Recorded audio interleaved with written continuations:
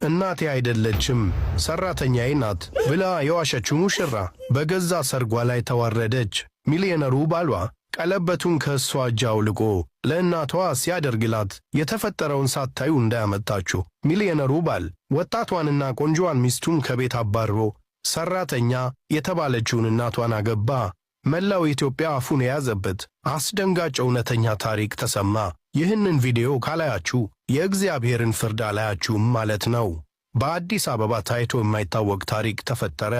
ትላንት ቆሻሻ አሮጊት ተብላ የተሰደበችው እናት ዛሬ በሚሊዮነሩ ቪላ ውስጥ ክቡር እመቤት ሆነች። ልጅቷ ግን ጎዳና ላይ ወደቀች። ይህንን ታሪክ ሳትሰሙ ለእናታችሁ እንዳትደውሉ። ታሪኩ የሚጀምረው በአዲስ አበባ እምብርት በቦሌ መድኃኔዓለም አካባቢ በሚገኝ እጅግ ዘመናዊና ግዙፍ ቪላ ውስጥ ነው። የቤቱ ግድግዳዎች በወርቅ ቀለም ያጌጡ፣ ወለሉ በእብነበረድ የተነጠፈ፣ ጓሮ በሚያማምሩ አበቦች የተሞላ ገነት የሚመስል ቤት። የቤቱ ባለቤት አቶ መኮንን በኢምፖርት ኤክስፖርት ንግድ ላይ የተሰማሩ፣ በሀብታቸው ብቻ ሳይሆን በሰው አክባሪነታቸው፣ በደግነታቸውና በፈሪሃ እግዚአብሔር በሚታወቁ የተከበሩ ሰው ናቸው። ዕድሜያቸው በአርባዎቹ መጨረሻ ላይ ሲሆን ሀብት አላቸው፣ ስም አላቸው፣ ክብር አላቸው። ነገር ግን የጎደላቸው አንድ ነገር ነበር፣ እውነተኛ የቤተሰብ ፍቅር። ይህንን ክፍተት ለመሙላት በማሰብ የሕይወት አጋር አድርገው የመረጧት የ25 ዓመቷን በውበቷ ከተማውን ያስጨነቀችውን ኤልሳን ነበር። ኤልሳ ስትራመድ መሬት የሚንቀጠቀጥላት፣ ስትስቅ ጥርሷ እንደ በረዶ የሚነጣ፣ ዐይኖቿ የሚማርኩ ውብ ሴት ነበረች።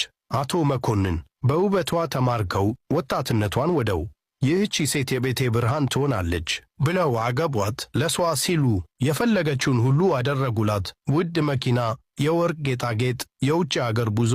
ኤልሳ የምትፈልገው ነገር ሁሉ ከሰማይ እንደወረደ መና እግሯ ስር ይቀርብላት ነበር። ነገር ግን ኤልሳ ውጫዊ ውበቷን ያህል የውስጥ ማንነቷ ያማረ አልነበረም። ከድህነት ተነስታ በአቶ መኮንን ሀብት ከከበረች በኋላ ያለፈ ማንነቷን የረሳች ትዕቢተኛ፣ ስግብግብና ጨካኝ ሴት ነበረች።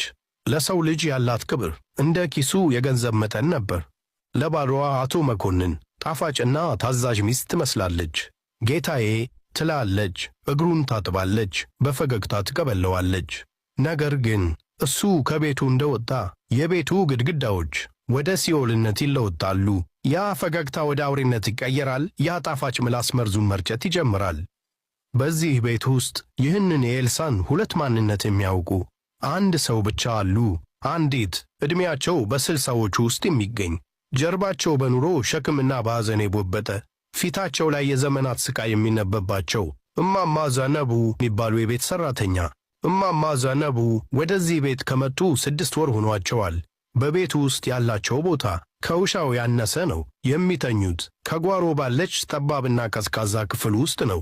የሚበሉት የኤልሳን ትርፍራፊ ነው። ሥራቸው የኤልሳን እግር ማጠብ፣ የኤልሳን ልብስ ማጠብ፣ ኤልሳ በጠራቻቸው ቁጥር እንደ ባሪያ እየሮጡ መታዘዝ ነው። የኤልሳ ጭካኔ ተራ የአሰሪና የሠራተኛ ጭካኔ አልነበረም። ጥላቻ የተሞላበት፣ ሰውን ከሰውነት ተራ የሚያወርድ አሰቃቂ ጭካኔ ነበር።